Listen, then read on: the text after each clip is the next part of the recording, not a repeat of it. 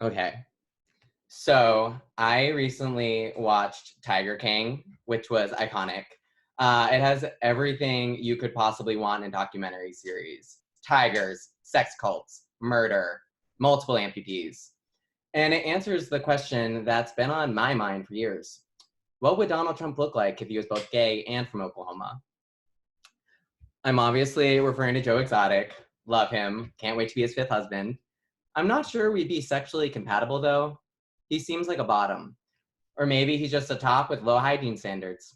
There's no way those straight husbands of his knew how to clean out their tiger cages, if you catch my drift. I'm sure that's the one that got you. Y'all laughing at that one. I meant buttholes. Um, I think Joe is great. Sure, he's a delusional narcissist who allegedly paid to have someone killed. But like, he's also a great songwriter. And he can rock leopard print sequins, which so many people can't. And I'll name them. Unfortunately, Joe had to trade in his sequins for a prison jumpsuit, which tends to be the outcome when you're involved in a murder for hire plot. But in his defense, the person he was trying to kill was from Florida. Between the gators and opening public beaches early, those people are practically begging to die. Let's be real. The only thing Florida has to offer are theme parks and Cubans, both the sandwich and the men. And honestly, if I could pay just $3,000 to have some awful Floridian killed, we wouldn't still be dealing with Pitbull. Boo. Jokes aside, Joe and I do have a lot in common. We're both gay. We both make questionable hair choices. We've both done drugs. I mean, I haven't done meth, but I've done Adderall, which is allegedly very similar, according to the bouncer who kicked me out of a gay club for being high on it. I don't do drugs anymore, though. And I really only ever did like Adderall and weed and poppers, but that's basically gay aromatherapy. But in all seriousness, don't do drugs, especially if you're like me and don't know the first thing about them. Like one time, my doctor asked me if I had ever used any IV drugs. And I was like, girl, of course. And she was like, which ones? And I was like, just the ones you get at the hospital. Turns out I was referring to an IV drip and she was referring to intravenous drugs like heroin and meth. And this other time, I had a panic attack because I thought I had taken too many of my prescribed pain meds and accidentally showed up to work high. I spent literally the whole day freaking out in a corner, only to later find out that the fancy sodium naproxen I was prescribed was just extra strength Aleve. And that's why I shouldn't be allowed near drugs of any kind. So, on a more serious note, I know a lot of people are scared right now, but I'm more annoyed than anything else. I haven't spent money at a Starbucks since March 11th, which as a gay capitalist is unacceptable. I had to start misspelling my name in my diary just to fill the void. So if anyone asks, I now go by Connor, Kawnyr. It's so rude to me that the only Starbucks open right now are the ones with drive-thrus. Now it's only accessible to the suburban gays. And it's not like they can get through the drive-thru anyways. Gay people can't drive. That's why we invented the rideshare economy. Quarantine, though, it's taken a big toll on the LGBTQ community. You can tell by how many of us have started baking bread. I mean, what's the point of having a nice body when everything gay has been canceled until 2021?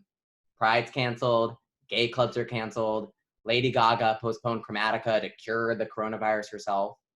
The only things keeping us afloat right now are Drag Race, Dua Lipa, and dick pics, in that order. I think the most annoying part of all of this, though, is the brands pretending to care about us.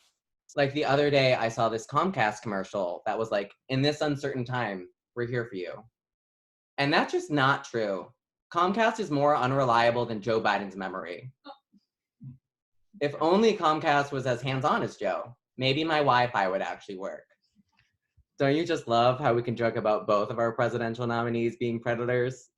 Go 2020!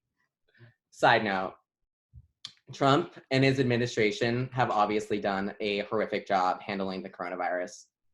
But I do think that there's another group of people who need to be held accountable for their atrocious decisions right now. And that's celebrities.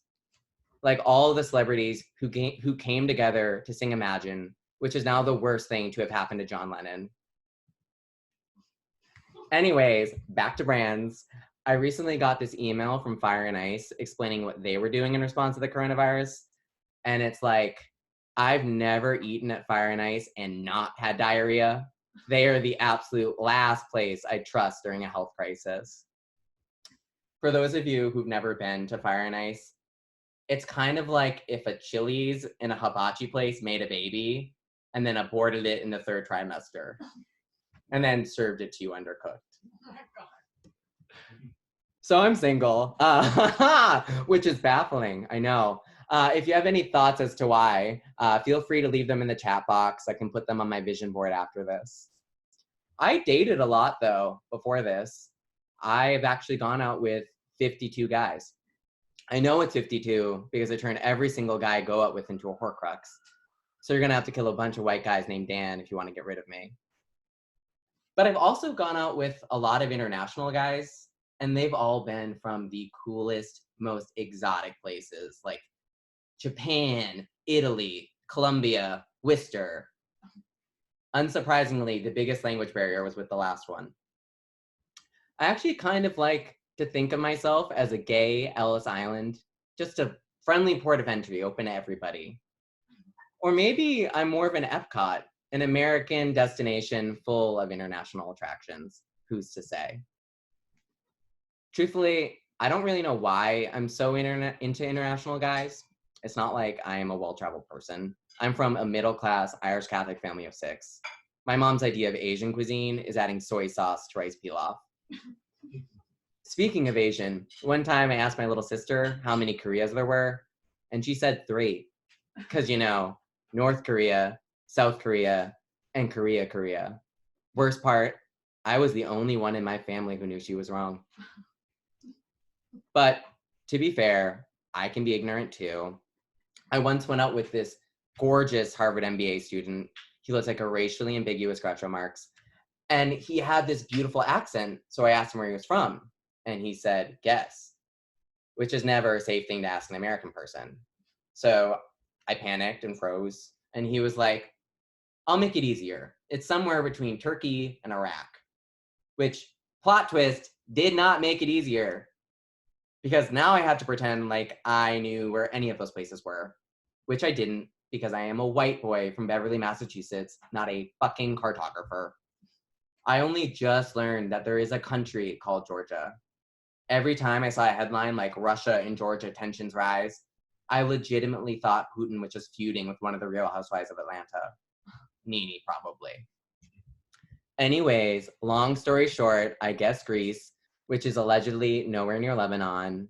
But in my defense, borders are a social construct. I feel like, though, I should know more about geography. I went to a really expensive all-boys Catholic high school. People are always surprised when I tell them that. I get it. I don't seem like the kind of guy who'd do well in an all-male setting that wasn't an orgy. People are also surprised to hear that I didn't hate high school. But honestly, Catholic high school was not that bad. The most homophobic part of it was the uniform. I mean, casual gay slurs, I can handle. Boot-cut khakis year-round, I'd rather be crucified. My favorite part of high school was drama club. We didn't have many girls, so me and the other effeminate boys got to play the female roles and cross-dress in the name of Christ. It was like RuPaul's Drag Race for closeted homosexuals. And I got to play a lot of fun, complex female characters. I played a high priestess, a jaded lover, a mother of 2 locked in a dungeon. One time I even played a woman in a chorus scene. I had no lines. I just really wanted to wear a bonnet. And when I wasn't playing a woman, I was playing a talking animal. I guess it was easier for audiences to accept I was a talking rat than a heterosexual man, which is fair. I played a straight guy for 18 years, and I was not convincing. Just ask my ex-girlfriend. She's gay now. Oh, there's my plumbing. We're gonna wait a second. So she's gay now. Actually, every girl who's ever had a crush on me is gay now, which makes sense. I'm a solid lesbian 8. Lesser known fact about me, I did a semester abroad.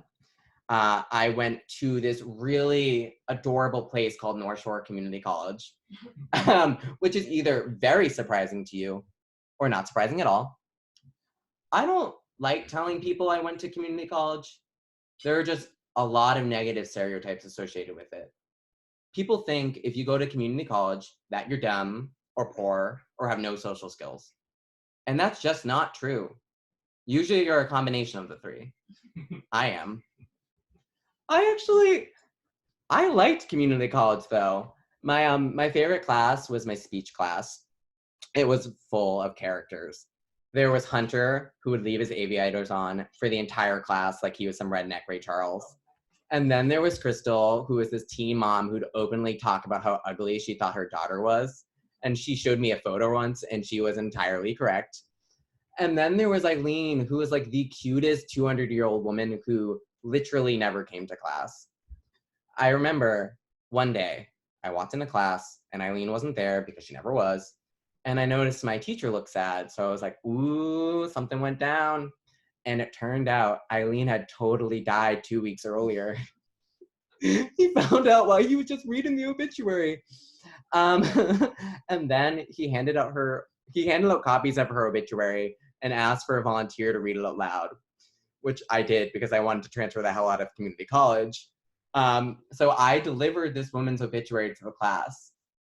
And the worst part is they critiqued me afterwards. They said my delivery could have been more lively. If you don't get that joke, that's okay. I think it's funny. It's lively because she's dead. So I turn 27 in 2 days, which is so exciting. Can't wait to spend my birthday in bed eating funfetti cake with my hands. Turning 27 feels weird to me. I feel like I shouldn't be that old. I don't know. I think it'd be easier for me to accept my age if I actually looked it, but I don't. I look like a digitally aged photo of a boy who went missing. Like, here's what Billy would have looked like at 18 if he had, come home. I feel like my body doesn't even know how old I am because I have the acne of a 14-year-old boy and the under eye lines of a woman who's this close to solving John Bonet's murder. I'm the human equivalent of an H&M shirt. Cute-ish, functional enough, but overall shoddy construction. Honestly, I'm just waiting to end up in a landfill, like Billy. It's okay. He's fictional. I mean, he represents a real person, I'm sure, but in this case. It's strange to think I'm closer to 30 than 20. But at the same time, I'm nothing like the person I was when I was 20. When I was 20, I could shotgun a pizza and then run a 5K. Now I take Tums recreationally. Just the thought of pizza gives me gas. And when I was 21, I could go out clubbing until like 2 a.m. And now I get anxiety if someone even suggests FaceTiming after 8. Because if I'm not in bed by 10 p.m., I will die. It's a medical condition. And I've hit the point where I can no longer keep up with what the kids are doing. And that frustrates me because I don't want to feel like I'm an old person. Like the other day, I took this BuzzFeed quiz called Sorry Millennials, Only Gen Zers Are Passing This to somehow prove I was still young and hip. And anytime I got a question wrong, I just refreshed the quiz and started over. As if someone was going to check my score later and say, LOL, you don't know who Lil Uzi Vert is, you old bitch? Is that even how you pronounce that? I truly have no idea who that is. And I've given up on learning how TikTok works. I don't need to waste time on that like I did on Facebook. It never ends well. I gave everything I had to Facebook. I spent all my free time coming up with clever statuses. And for what? No one uses it anymore.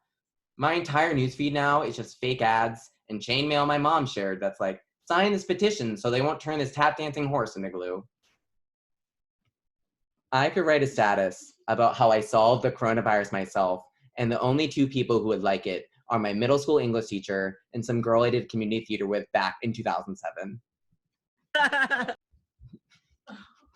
Thank you.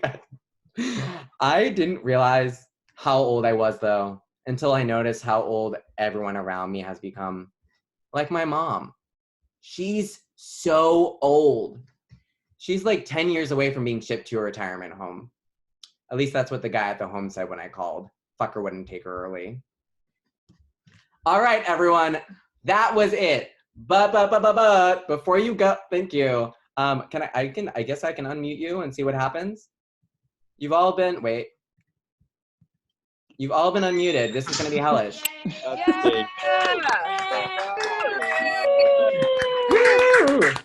There was someone shirtless. We only lost like 20 people. It may have been because of the abortion joke. Who's to say? Before I go, first of all, thank you for joining. And before you go, I do have a request. So if you like tonight's show, I ask that you consider maybe making a donation to Improv Boston. If you've never heard of Improv Boston, it's this really awesome comedy nonprofit. It's actually where I took my first intro to stand-up class. They've given me a stage to perform on many times. They're really, really nice people dedicated to making this community better. And unfortunately, because of COVID-19 and everything, they've had to close. And if they're not able to meet their fundraising goals, they may never be able to reopen, which would suck. So any donations are gonna go towards things like rent, employee pay, operational insurance.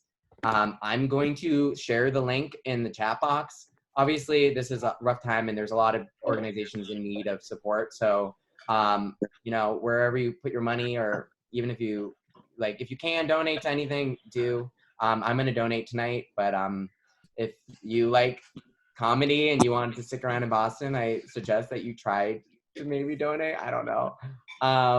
So that is it. I promised I would stay on the line for a little bit. I don't know how weird that is. I'm just gonna drink this cider that I bought. So if people want to talk to me or leave, like you can't. I don't really know. This is probably gonna be very uncomfortable and unproductive. But thank you again for joining.